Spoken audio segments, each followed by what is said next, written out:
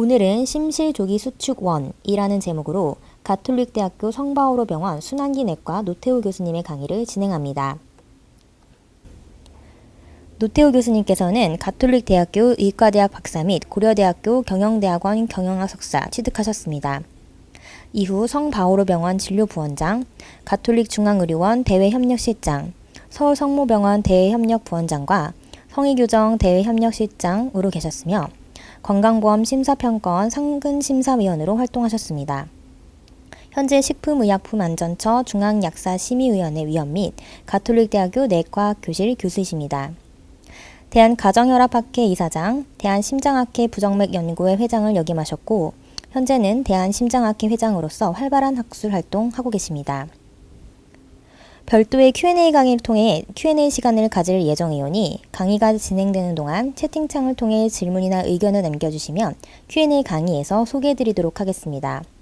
강의를 들으시면서 자유롭게 남겨주시기 바랍니다. 지금부터 노태우 교수님의 강의를 시작하겠습니다. 예, 안녕하세요. 저는 가톨릭의대 노태우입니다.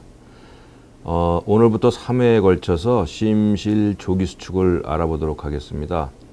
사실 심실조기수축은 가장 흔한 부정맥이죠. 또 진단도 그렇게 어렵지 않습니다. 그런데 이제 이 심실조기수축의 클리니컬 스펙트럼이 아주 다양하기 때문에 똑같은 심전도상의 심실조기수축이라 하더라도 진단하고 치료하는 데 있어서 또 예후에 있어서 차이가 엄청나게 큽니다. 그래서 이걸 부정맥 공부를 시작하는 첫 번째 단계로서 심실조기수축을 한번 알아보도록 하겠습니다. 이 강의는 3부로 구성이 되어 있고요. 첫 번째 시간에는 심실조기수축의 전반적인 사항을 한번 리뷰해 볼 거고요.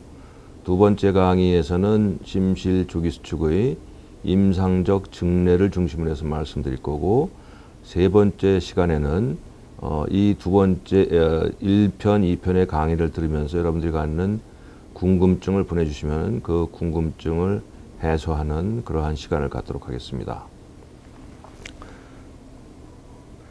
지금 보시는 심전도가 심실조기수축입니다. 여러분들 이미 수도 없이 많이 봐온 심전도죠. 진단도 사실은 굉장히 쉽습니다. 12유도 심전도는 왼편에는 4주유도 리드 1, 2, 3, AV, RLF가 있고 오른편에는 체스트 흉부유도 V1에서 6까지가 있고 제일 아래는 리듬 스트립이 되어 있습니다. 한눈에 봐도 VPC는 너무나 쉽게 진단할 수 있어요. 아주 현저하게 보입니다. 아주 현저하게 보이죠.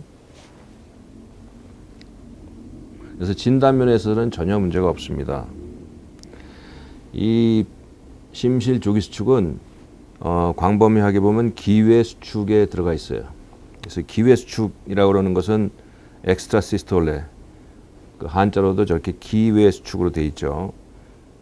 문자풀이를 하게 되면은 예정된 시간 이외에 발생하는 심장수축을 기외수축이라고 합니다.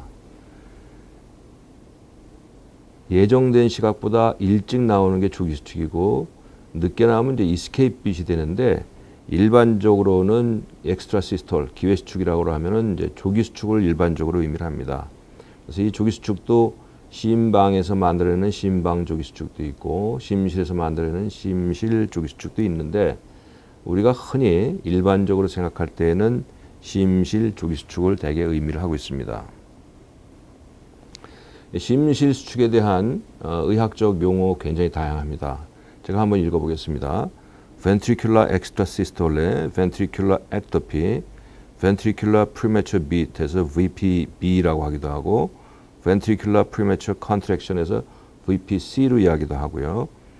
또 ventricle하고 premature를 바꿔가지고 premature ventricular beat, premature ventricular contraction이라고 얘기하기도 하고 또 이 기초의학적 용어를 동반해서 ventricular premature depolarization이라고도 표시를 합니다. 근데 이제 일반적으로 가장 흔히 사용하는 것은 VPC, ventricular premature contraction을 가장 많이 사용을 합니다. 심전도는 진단은 너무 쉽습니다.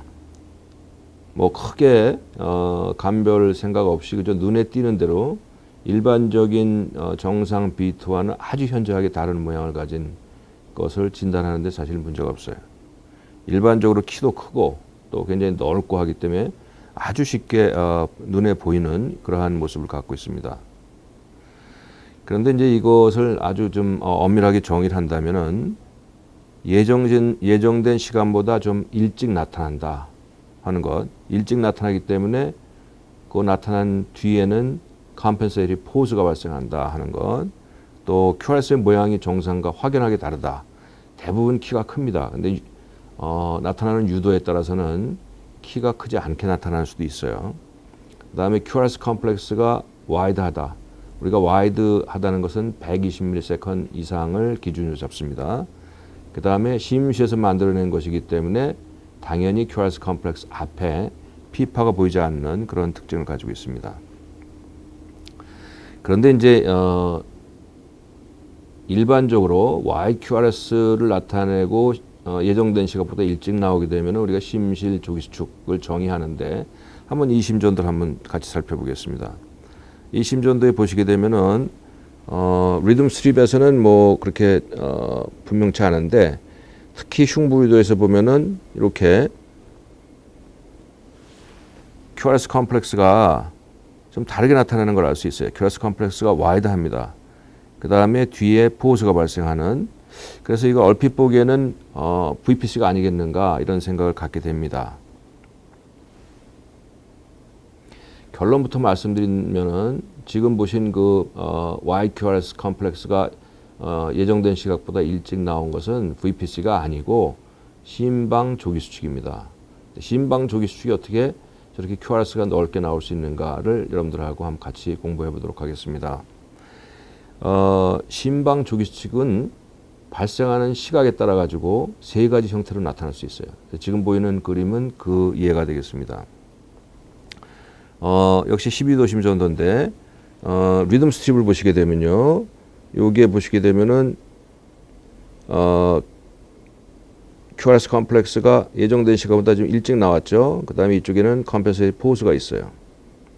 근데 QRS 컴플렉스는 내로한 정상적인 QRS 컴플렉스를 보이고 있습니다. 그리고 앞에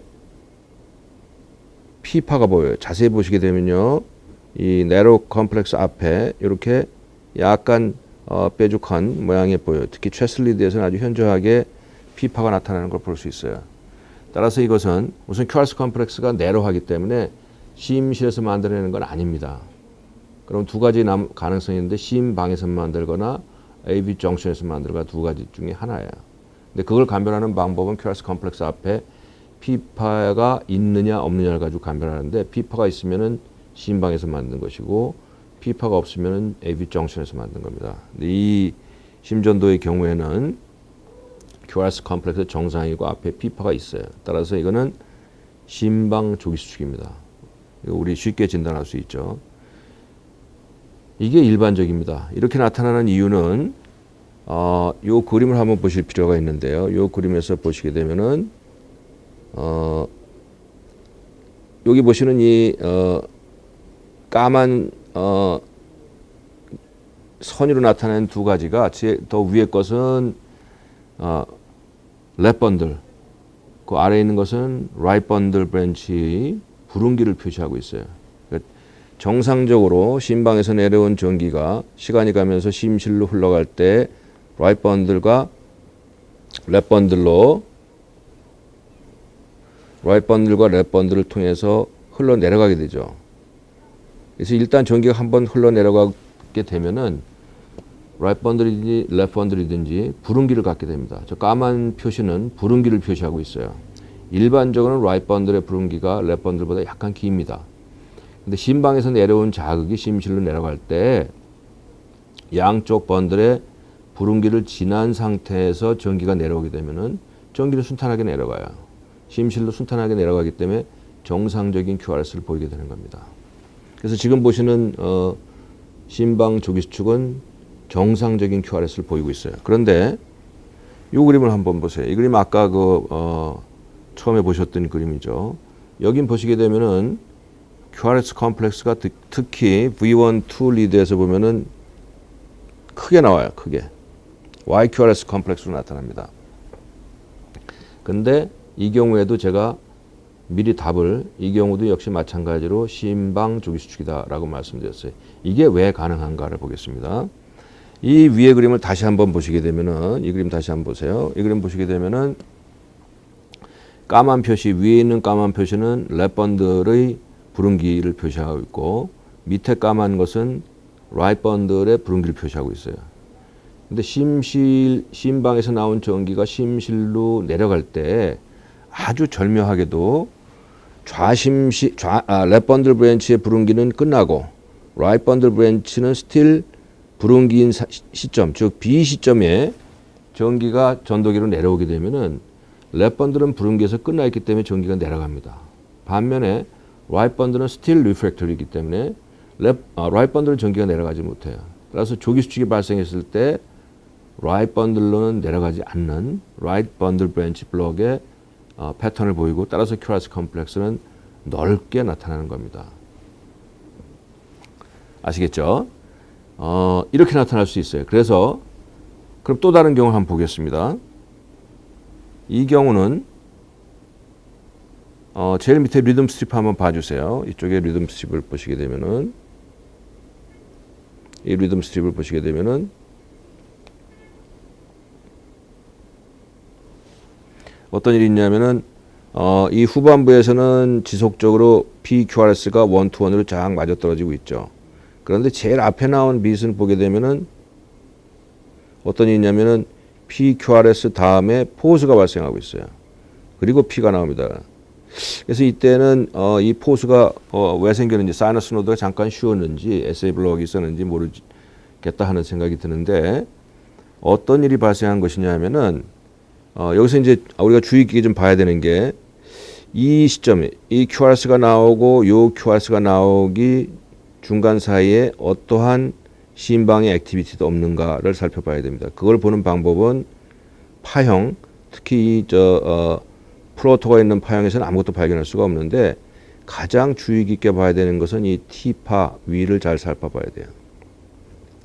여기에 얼핏 봐서는 아무것도 없는 것처럼 보이는데 다른 T파와 비교해 볼 필요가 있어요. 다른 P파의 모양은 이렇게 생겼는데 이 P파는 보면 모양이 약간 달라요. 여기 약간 이거 다른 T파보다 T파의 키가 조금 더 크게 나옵니다.